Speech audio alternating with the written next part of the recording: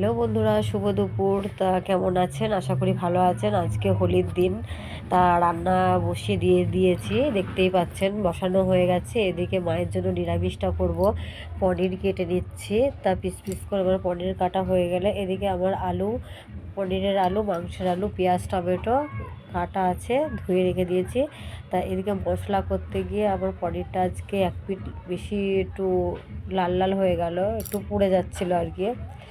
তো যাই হোক, আমি ওই পিঠটা হালকা ভেজে নেবো, যেহেতু এই পিঠটা একটু বেশি ভাজা হয়ে গেছে।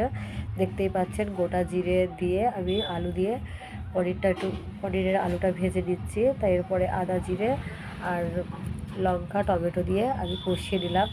পরিমাণ মতন জল দিয়ে দেবো।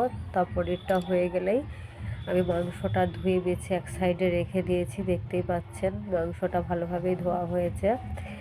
তা এরপরে আমি বাঁধাকপিটা করে নেব। তা আজকে পনির, আলু সেদ্ধ হয়ে গেছে, এদিকে পনিরটাও আমি দিয়ে দিয়েছি, দেখতেই পাচ্ছেন। তা ভিডিওটা আজকে দুবার করে বানানো হয়ে গেছে, কিছু মনে করবেন না। তা এডিট করতে গিয়ে আজ এরকমটা হয়ে গেল তাড়াহুড়োর জন্য। তা ডবল ডবল হয়ে গেছে আর কি। তা যাই হোক, আপনারা একটু ধৈর্য ধরে দেখবেন ভিডিওটা, রান্নার ভিডিওটা। এরপরে আমি বাঁধাকপিটা করে নেবো। বাঁধাকপি আগেই ভাপিয়ে নিয়েছি, জল ঝরে গেছে বাঁধাকপির। তো এদিকে তেলের ওপরে আমি আলুটা ভেজে নিচ্ছি। শুকনো লঙ্কা, তেজপাতা আর গোটা গরম মশলা আমি তেলের ওপর দিয়ে দিয়েছি। তা বাঁধাকপিটা জল ঝরানো ছিল, আমি মশলার ওপর দিয়ে দিয়েছি। এবার আমি ভাজতে থাকবো মশলা দিয়ে, কষিয়ে নেব। তা মটরশুঁটিও আছে, তা ভাবছি একটু মটরশুঁটি বাঁধাকপিতে আজকে দেব, যার জন্য আমি কটা মটরশুঁটি ছাড়িয়ে নিচ্ছি।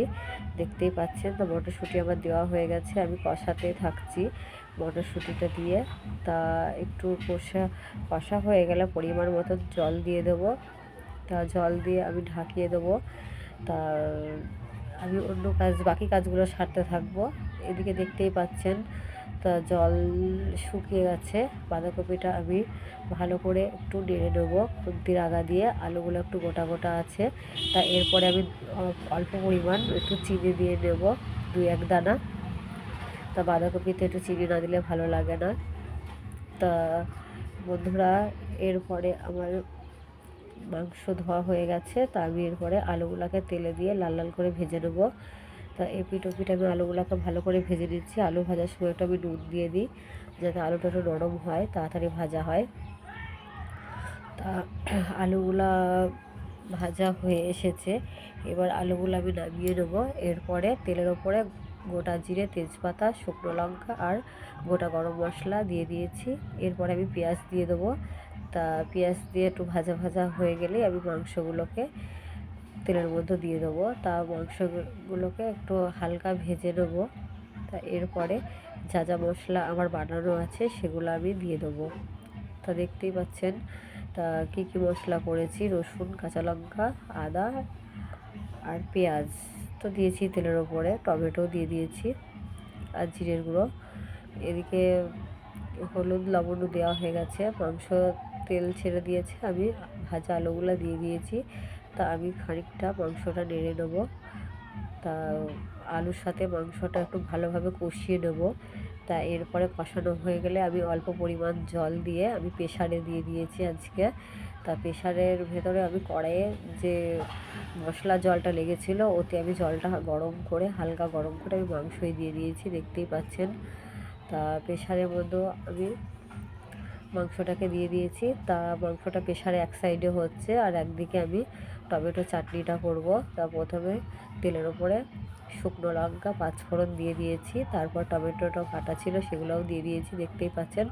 সামান্য একটু নেড়ে চেড়ে পরিমাণ মতন 1 চিমটে আমি নুন দিয়ে নেব, টমেটোটাকে সেদ্ধ হওয়ার জন্য, একটু স্বাদ আনার জন্য। তারপর পরিমাণ মতন জল দিয়ে আমি বাতাসা দিয়ে করছি, কারণ ঘরে অনেক বাতাসা ছিল, যার জন্য টমেটো চাটনিতে বাতাসাগুলো লেগে যাচ্ছে, যার জন্য আমি বাতাসাগুলো দিচ্ছি। এদিকে আমার টমেটো চাটনিও হয়ে এসেছে, বেশ আঠা আঠা হয়েছে। এদিকে প্রেসারে মাংসটাও হয়ে এসেছে। তা দেখি মাংসটা কতদূর হলো, তা কেমন হয়েছে। বেশ ভালোই লাগছে, জানি না কেমন হবে খেতে।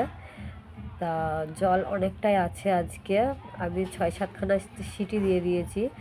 তার সাথেও এতটা জল, মানে জলটা আর কি বেশি দেওয়া হয়ে গেছে। যাই হোক, তা আলু সেদ্ধ হয়ে গেছে, মাংস সেদ্ধ হয়ে গেছে। এবার আমি গরম মশলাটা দিয়ে নামিয়ে দেব। তা গরম মশলাটা তখন দিয়েছি, তোলা হয়নি। এই হলো আজকে রান্নার ভিডিও। টাটা।